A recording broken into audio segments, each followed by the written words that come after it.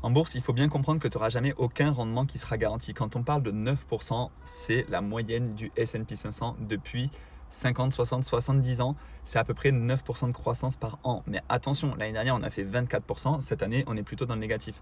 Donc, il faut bien comprendre que dès qu'il y a un rendement qui est garanti sur les marchés financiers, c'est généralement une arnaque. On ne peut pas te garantir d'avoir 9% par an. Mais historiquement, la bourse est plutôt en croissance. La bourse a plutôt bien performé. Et quand on parle de la bourse, là, on parle du S&P 500. Le MSCI World, c'est un petit peu moins.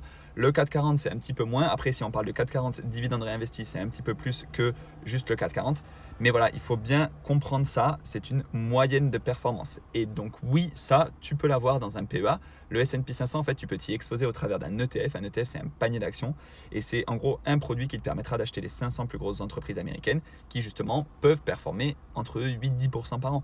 Mais encore une fois, peut-être qu'en 2025, on sera sur du moins 15%. Vu comment c'est parti, ça a l'air très compliqué. Mais si tu vises le long terme, et quand on parle de long terme, on parle de 5, 10, 15, 20 ans, alors là, normalement, historiquement, c'est comme ça que ça a été. Mais attention, les performances passées ne préjugent pas des performances futures.